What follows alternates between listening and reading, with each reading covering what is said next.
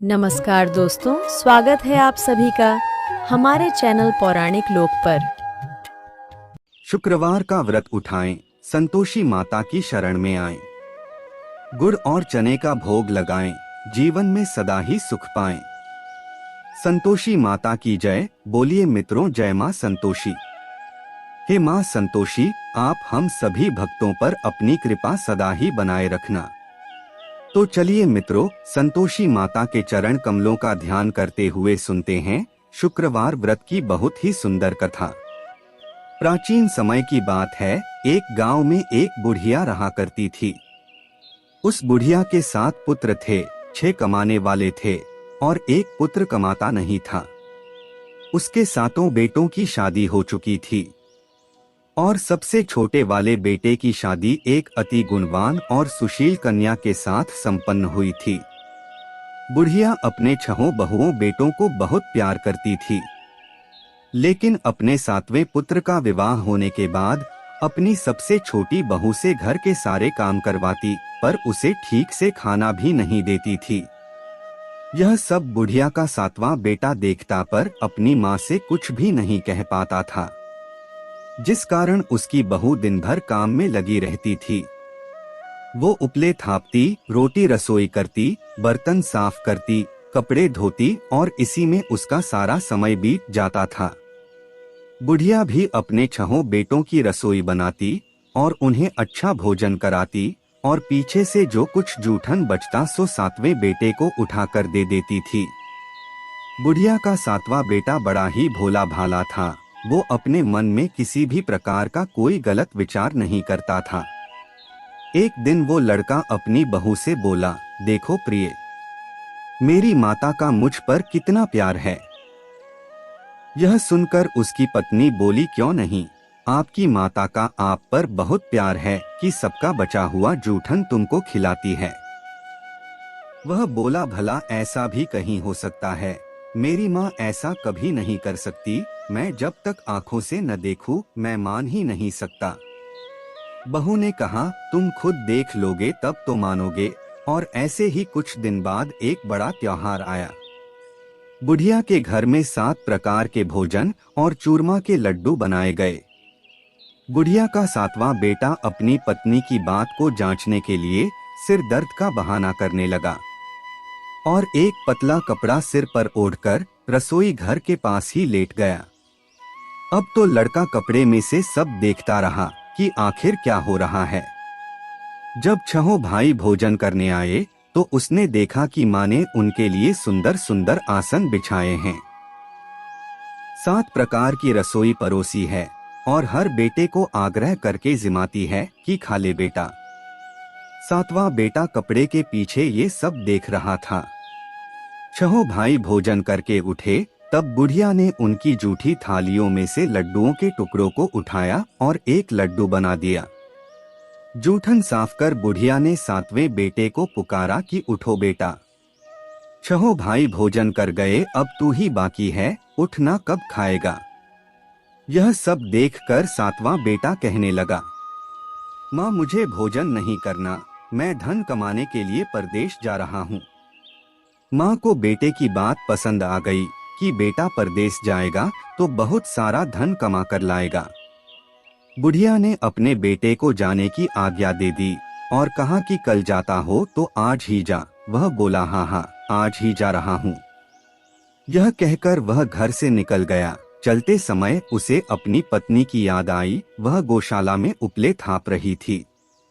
वहीं पर जाकर वो अपनी पत्नी से बोला, हम जावे हैं परदेश को, आगे सो कुछ काल तुम रहियो संतोष से, धर्म आपनो पाल। वह बोली, जाओ पिया आनंद से, हमरु सोच हटाए, राम भरोसे हम रहें, ईश्वर तुम्हें सहाय। पत्नी बोली, दे निशानी आपनी, देख धरू मैं धीर, सुधी हमरी मति बिसारियो, रखियो मन गंभीर। वो बोला कि मेरे पास तुम्हें देने के लिए तो कुछ भी नहीं है, बस यह एक अंगूठी है, सो ले लो और अपनी कुछ निशानी मुझे भी दे दो।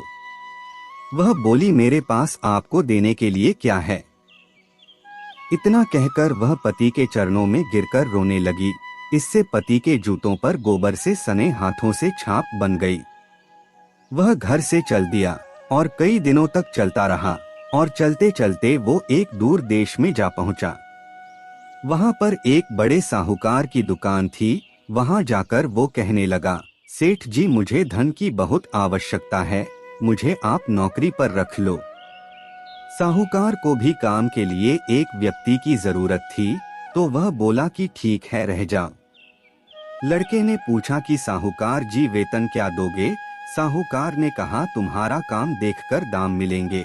और ऐसा कहकर उसको साहूकार के यहाँ नौकरी मिल गई। वह रोज सवेरे 7 बजे से रात तक सेठ के पास नौकरी करने लगा। कुछ ही दिनों में वो लड़का दुकान का सारा लेन देन, हिसाब किताब, ग्राहकों को माल बेचना, सारा काम करने लगा। साहूकार के 7 से 8 नौकर थे। वे सब चक्कर खाने लगे कि यह तो बहुत होशियार बन गया है। सेठ ने भी लड़के का काम देखा और 3 महीने में ही उसे आधे मुनाफे का साझीदार बना लिया। इसी प्रकार से समय बीता और वह लड़का 12 वर्ष में ही नामी सेठ बन गया। अब तो मालिक सारा कारोबार उस पर छोड़कर बाहर चला गया। संतोषी माता व्रत कथा के अनुसार अब बहू पर क्या क्या बीत रही है, सो आप सुनो। बेटे के जाने के बाद सास अपनी बहू को बहुत दुख देने लगी।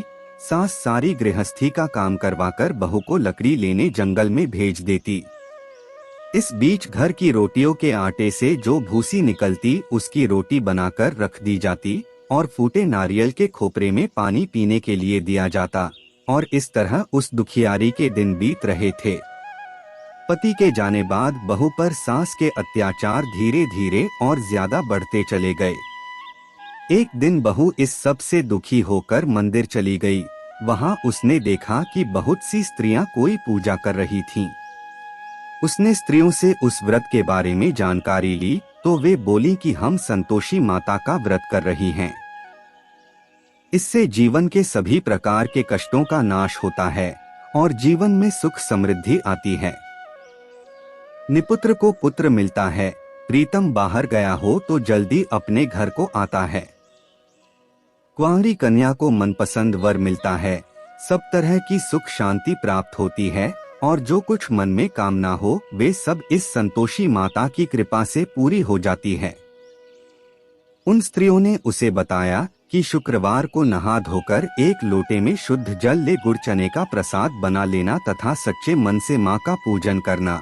हर शुक्रवार को निराहार रह संतोषी माँ की कथा कहना सुनना। इसके बीच व्रत का क्रम टूटे नहीं, सो लगातार इस नियम का पालन करना। साथ में कथा सुनने वाला कोई न मिले तो घी का दीपक जलाकर उसके आगे जल के पात्र को रखकर कथा कहना। जब तक कार्य सिद्ध न हो नियम पालन करना और कार्य सिद्ध हो जाने पर ही व्रत का उद्यापन करना। 3 मास में माता व्रत का फल पूरा करती है। यदि किसी के खोटे ग्रह हों तो भी माता 1 वर्ष में अवश्य कार्य को सिद्ध करती हैं। इसलिए कार्य सिद्ध होने पर ही उद्यापन करना चाहिए, बीच में नहीं। उद्यापन में 2.5 सेर आटे का खाजा तथा इसी परिमाण से खीर तथा चने का साग तैयार करना। 8 लड़कों को भोजन कराना। जहाँ तक मिले देवर जेठ भाई बंधु कुटुंब के लड़के लेना, न मिले तो रिश्तेदारों और पड़ोसियों के लड़के बुलाना, उन्हें भोजन कराना, यथाशक्ति दक्षिणा देना और माता का व्रत पूरा करना। इस दिन खटाई भूल कर भी मत खाना और न ही किसी को खाने को देना और दिन में 1 वक्त भोजन करना। उन महिलाओं से व्रत का सारा विधान सुनकर अब तो बहू हर शुक्रवार को पूरी सच्ची श्रद्धा से संतोषी माता का व्रत करने लगी। संतोषी माता की कृपा से कुछ ही दिनों के बाद उसे अपने पति का पत्र मिला, साथ ही पति के भेजे हुए पैसे भी आ गए। यह सब देखकर जेठानी मुंह सिकोड़ने लगी और बोली, इतने दिनों में पैसा आया, इसमें क्या बड़ाई है। लड़के ताने देने लगे, काकी के पास अब पत्र आने लगे, रुपया आने लगा, अब तो काकी की खातिर बढ़ेगी, अब तो काकी बुलाने से भी नहीं बोलेगी। बेचारी सरलता से कहती, भैया पत्र आवे रुपया आवे तो हम सबके लिए अच्छा है। ऐसा कहकर आंखों में आंसू भरकर संतोषी माता के मंदिर में आकर मातेश्वरी के चरणों में गिरकर रोने लगी और बोली कि माँ, मैंने तुमसे पैसा नहीं मांगा, मुझे पैसे से क्या काम है, मुझे तो अपने सुहाग से काम है। मैं तो अपने स्वामी के दर्शन और सेवा मांगती हूँ। तब माता ने प्रसन्न होकर कहा, जा बेटी, तेरा स्वामी बहुत जल्दी तेरे पास आएगा। यह सुनकर वह खुशी से बावली हो गई और घर में जा काम करने लगी। अब संतोषी माँ विचार करने लगी कि इस भोली भाली पुत्री से मैंने कह तो दिया तेरा पति आएगा, पर कहाँ से? वह तो स्वप्न में भी इसे याद नहीं करता, उसे याद दिलाने मुझे जाना पड़ेगा। इस तरह माता बुढ़िया के बेटे के पास स्वप्न में प्रकट होकर कहने लगी, साहूकार के बेटे, सोता है या जागता है? वह बोला, माता सोता भी नहीं हूँ, जागता भी नहीं हूँ, बीच में ही हूँ, कहो क्या आ गया है? माँ कहने लगी, तेरा घर बार कुछ है या नहीं? वह बोला, मेरा सब कुछ है माता, माँ बाप, भाई बहन, बहू, क्या कमी है? माँ बोली, पुत्र, तेरी स्त्री घोर कष्ट उठा रही है, माँ बाप उसे दुख दे रहे हैं, वह तेरे लिए तरस रही है, तू उसकी सुधि ले। वह बोला, हाँ माता, यह तो मुझे मालूम है, परंतु मैं जाऊं तो जाऊं कैसे? परदेश की बात है, लेन देन का कोई हिसाब नहीं, कोई जाने का रास्ता नजर नहीं आता, मैं कैसे चला जाऊं? माँ कहने लगी, मेरी बात मान, सवेरे नहा धोकर संतोषी माता का नाम ले और एक घी का दीपक जला। दंडवत होकर दुकान पर जाकर बैठना, देखते ही देखते तेरा लेन देन सब चुकता हो जाएगा, जमा माल बिक जाएगा, सांझ होते होते धन का ढेर लग जाएगा। जब सवेरे उठकर उसने लोगों से अपने सपने की बात कही तो वे सब उसकी बात अनसुनी कर खिल्ली उड़ाने लगे कि कहीं सपने भी सच होते हैं। पर एक बूढ़ा बोला, देख भाई, मेरी बात मान, इस प्रकार साच झूठ करने के बदले देवता ने जैसा कहा है वैसा ही करने में तेरा क्या जाता है? वह बूढ़े की बात मान, स्नान कर संतोषी माँ को दंडवत कर घी का दीपक जला, दुकान पर जा बैठा। थोड़ी देर में वह क्या देखता है कि देने वाले रुपया लाए, लेने वाले हिसाब लेने लगे, कोठे से भरे सामानों के खरीदार नकद दाम में सौदा करने लगे, शाम तक धन का ढेर लग गया। माता का चमत्कार देख प्रसन्न होकर मन में माता का नाम लेकर अपने घर ले जाने के लिए गहना कपड़ा खरीदने लगा और वहां के काम से निपटकर वह घर को रवाना हुआ। वह बहू बेचारी जंगल में लकड़ी लेने जाती है, लौटते वक्त माँ के मंदिर पर विश्राम करती है। वह तो उसका रोजाना रुकने का स्थान था। दूर से धूल उड़ती देख वह माता से पूछती है, हे माता, यह धूल कैसी उड़ रही है? माँ कहती है, हे पुत्री, तेरा पति आ रहा है। अब तू ऐसा कर, लकड़ियों के 3 बोझ बना ला, एक नदी किनारे रख, दूसरा मेरे मंदिर पर और तीसरा अपने सिर पर रख। तेरे पति को लकड़ी का गट्ठा देखकर मोह पैदा होगा, वह वहां रुकेगा, नाश्ता पानी बना खाकर माँ से मिलने जाएगा। तब तू लकड़ियों का बोझ उठाकर घर जाना और बीच चौक में गट्ठा डालकर 3 आवाजें जोर से लगाना, लो सासू जी। लकड़ियों का गट्ठा लो, भूसी की रोटी दो और नारियल के खोपरे में पानी दो। आज कौन मेहमान आया है? माता की बात सुन बहू बहुत अच्छा माता कहकर प्रसन्न होकर लकड़ियों के 3 गड्ढे ले आई। एक नदी तट पर, एक माता के मंदिर पर रखा और एक सिर पर रखा। इतने में ही वहां एक मुसाफिर आ पहुंचा। सूखी लकड़ी देख उसकी इच्छा हुई कि अब यहीं विश्राम करे और भोजन बना खाकर गांव जाए, और इस प्रकार भोजन बना विश्राम कर वह गांव को गया। वो घर में सबसे प्रेम से मिला और उसी समय बहू सिर पर लकड़ी का गट्ठा लिए घर में आती है। लकड़ी का भारी बोझ आंगन में डाल, जोर से 3 आवाज देती है, लो सासू जी लकड़ी का गट्ठा लो, भूसी की रोटी दो, नारियल के खोपरे में पानी दो। यह सुनकर सास बाहर आ गई, अपने दिए हुए कष्टों को भुलाते हुए कहती है, भू ऐसा क्यों कहती है? तेरा मालिक तेरा पति आया है।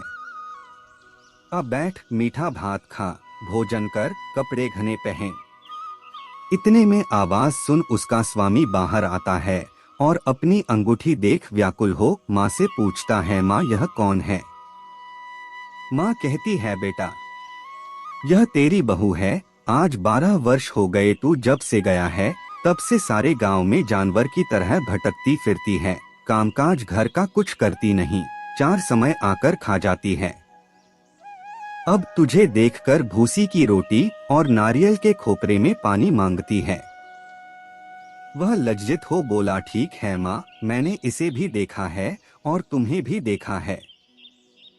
अब मुझे दूसरे घर की चाबी दो तो उसमें ही रहूंगा।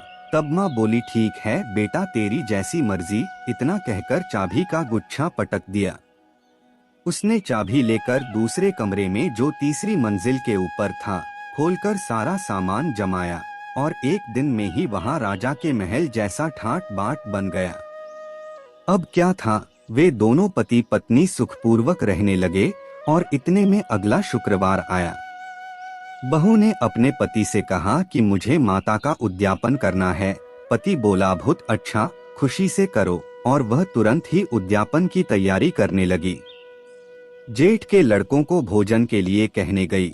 उसने मंजूर किया, परंतु पीछे जेठानी अपने बच्चों को सिखलाती है, देखो रे, भोजन के समय सब लोग खटाई मांगना, जिससे उसका उद्यापन पूरा न हो।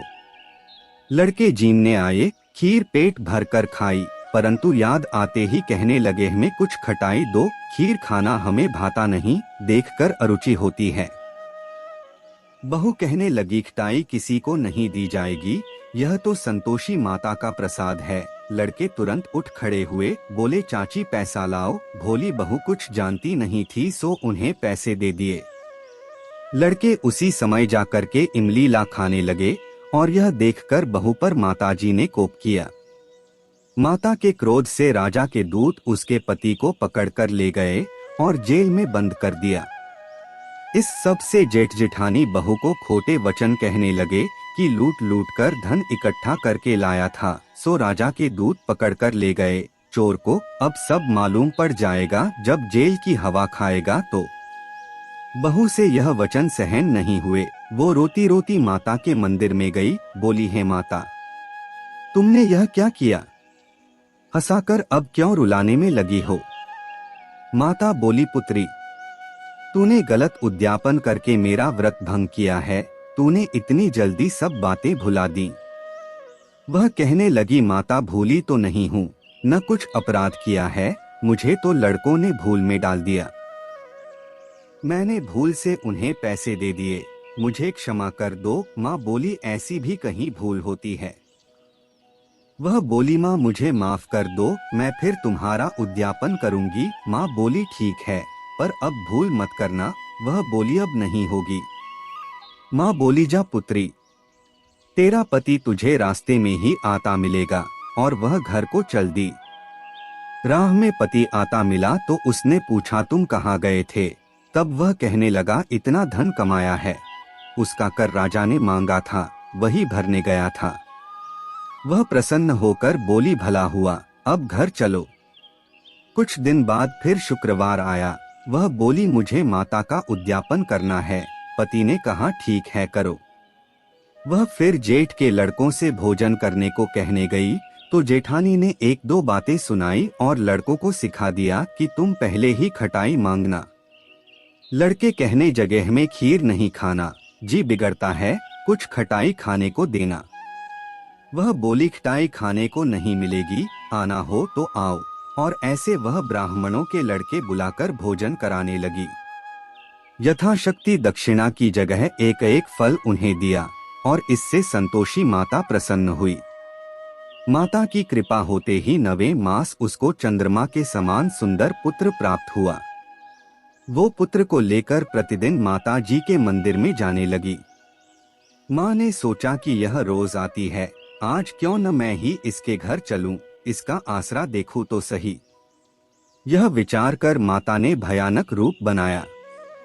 गुड़ और चने से सना मुख, ऊपर सूंड के समान होंठ, उस पर मक्खियां भिनभिना रही थीं। दहलीज में पाव रखते ही उसकी सास चिल्लाई, देखो रे, कोई चुड़ैल डाकिन चली आ रही है, लड़कों इसे भगाओ, नहीं तो किसी को खा जाएगी। लड़के डरने लगे और चिल्लाकर खिड़की बंद करने लगे। यह सब बहू रोशनदान में से देख रही थी। प्रसन्नता से पगली होकर चिल्लाने लगी, आज मेरी माता जी मेरे घर आई हैं। यह कहकर बच्चे को दूध पिलाने छोड़ देती है। इतने में सास का क्रोध फूट पड़ा, बोली, रांड इसे देखकर कैसी उतावली हुई है जो बच्चे को पटक दिया। इतने में माँ के प्रताप से जहाँ देखो वहीं लड़के ही लड़के नजर आने लगे। वह बोली, माँ जी मैं जिनका व्रत करती हूँ यह वही संतोषी माता हैं। इतना कह झट से सारे घर के किवाड़ खोल देती है। सबने माता के चरण पकड़ लिए और विनती कर कहने लगे हैं, माता हम मूर्ख हैं, हम अज्ञानी हैं, पापी हैं। तुम्हारे व्रत की विधि हम नहीं जानते, तुम्हारा व्रत भंग कर हमने बहुत बड़ा अपराध किया है। हे माता आप हमारा अपराध क्षमा करो। इस प्रकार माता प्रसन्न हुई और सभी को आशीर्वाद दिया। माता आपने बहू को जैसा फल दिया वैसा सबको देना। जो भी भक्त माता की यह कथा पढ़े उसका हर मनोरथ पूर्ण हो। तो बोलिए प्रेम से संतोषी माता की जय।